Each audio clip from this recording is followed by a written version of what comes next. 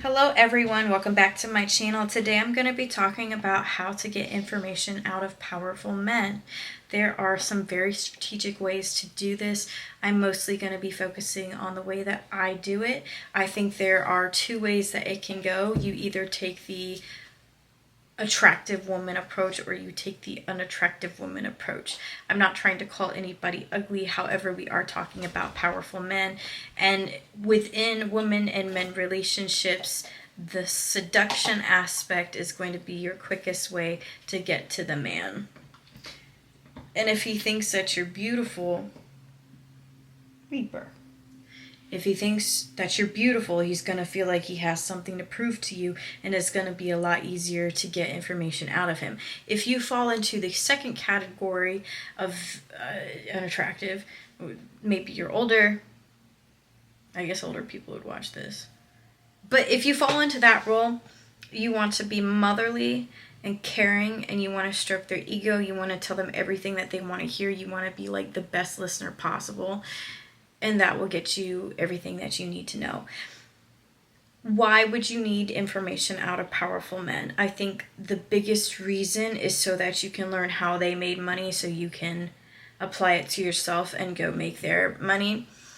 I think a lot of men who've made money and they're in their 40s and they've done some entrepreneurial thing, they really try to like dress it up and use big words. But once you get down to the details, it's really not that impressive. And if you have the money to like initially invest into anything, it's going to be easier to have a return. I think the part that would seem more impressive, at least to me, is if they started with nothing and there was nothing backing it.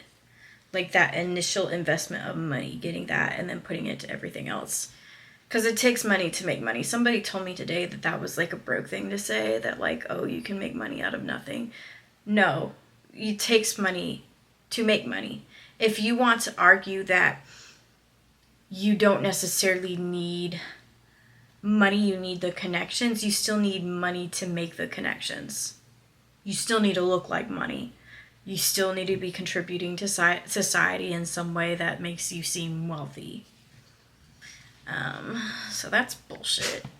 But yes, powerful men love to talk. And if you are an attractive woman,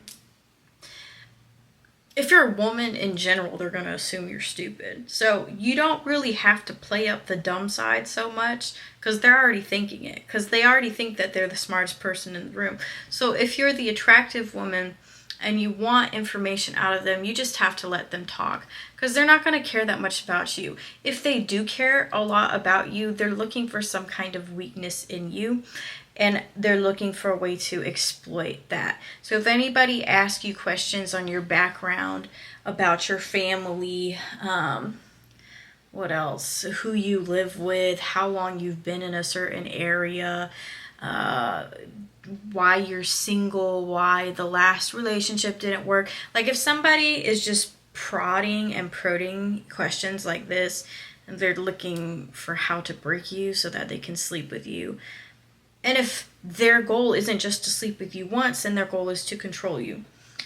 So yeah, as a beautiful woman, you have to look out for the men that want to control you. So if we're trying to get information out of powerful men, we need to make them talk.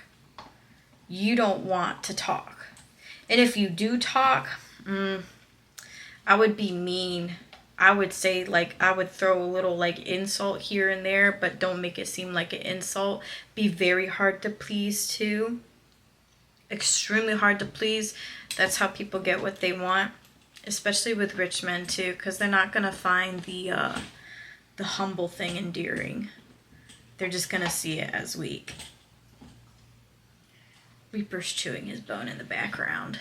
But yes, powerful men tend to be very broad in explaining their businesses. Today I was at Chick-fil-A. I looked beautiful. This man approached me. We ended up talking for about 4 hours about his various businesses. He ultimately was very disrespectful and looked down on me. He actually told me that he felt like stripping was the lowest thing I could do, that it was the same as selling my body. And I asked him about how he makes money. And I'll just tell you straight out.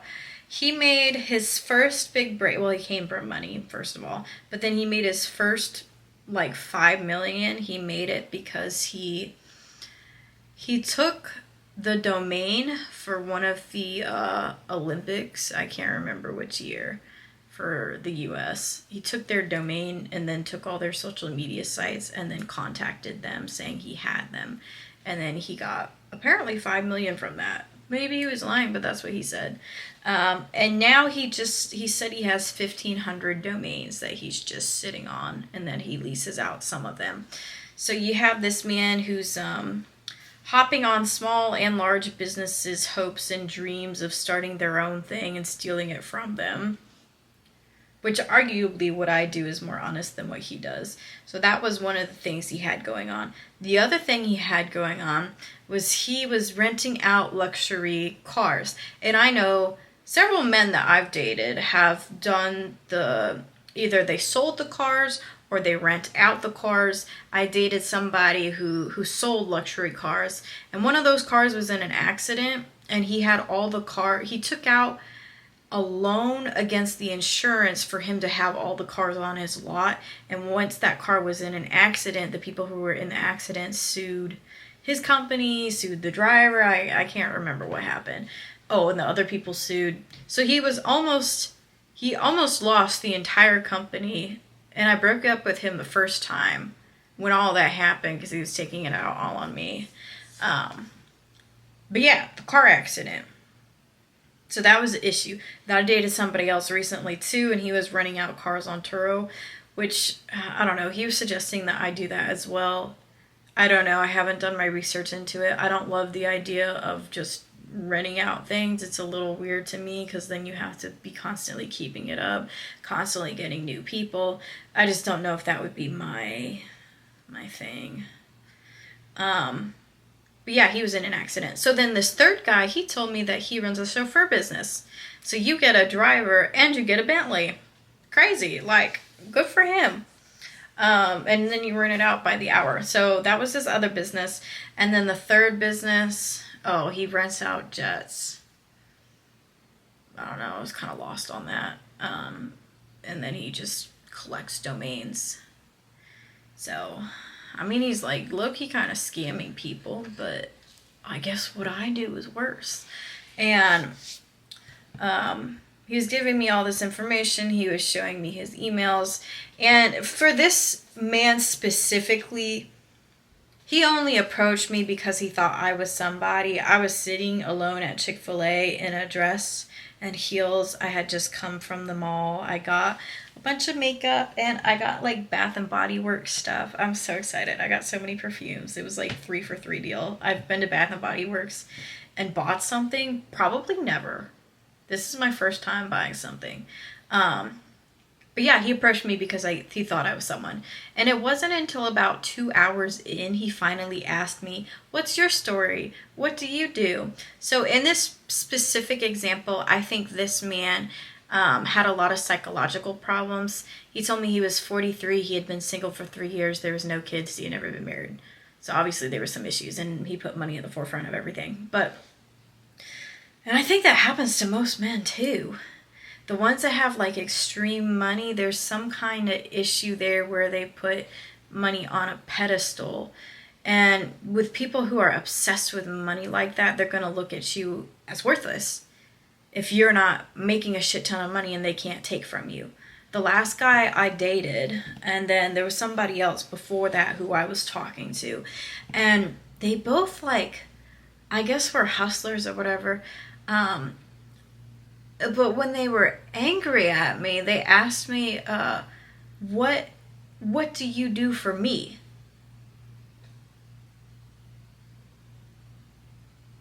Do I look like a man? But that's their mentality.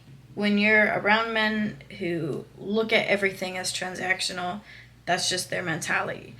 But you can't take it personal. This guy who was telling me about all this shit at Chick-fil-A, because I might use some of this information. I don't know. The domain thing is kind of like, Do I want to go that route? God loves me very much right now. But I did appreciate the experience of him telling me that you could make money from no money, even though I don't agree with it. I did appreciate that, and he made everything seem very possible. Appreciated that. Don't think I'll be using it though. But yeah. Oh, and this is probably more important too. I guess it would. This honestly, this isn't even the motherly approach. I would say it's just the humanity approach. When you're trying to extract information out of somebody, you have to get themselves to see themselves as human. It's not necessarily about you talking about every bad situation you've been in. I really wouldn't suggest that. I would suggest like not saying shit about it. And if you do talk about what you've been through, keep it short, keep it very emotionless. Because if a man sees you cry or tear up, he's going to think you're weak. Especially a man with power. And if he doesn't think you're weak, he's going to use it against you and use it to exploit you. Because if a man thinks that you're alone in this world and that you have nobody and that you're just so hurt, you're just going to... Yeah. So don't shoot the messenger. I learned the hard way to repeat it to y'all. But yeah, make him see his own humanity. So get him to talk about his personal relationships. Ask him about any wives, any like kids. Like make his face light up with whatever the fuck he cares about other than money. And then he'll tell you about all the money. I feel like I know too much. And a guy I just broke up with a few days ago, he told me that I talked too much and that I was too messy, but I really don't think so, because here we have this Chick-fil-A guy, like, name dropping everyone he knows and has done business with just to impress me. And this happens quite regularly. And I'm just not supposed to, like, react to it. Like, people insert themselves in my life and I'm supposed to cover for them. For what reason?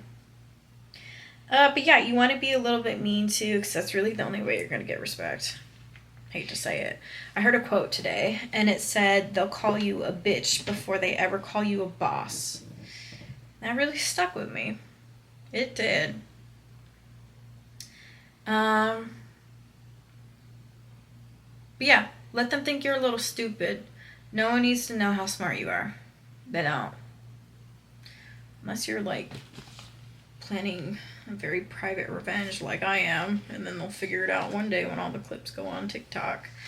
But yes, that is how you win in a man's world. You seduce them, you use them, and you copy them, and you take them for everything that they have. Because they were just going to fuck you and let you go anyways. And if they were going to keep you, they were going to control you.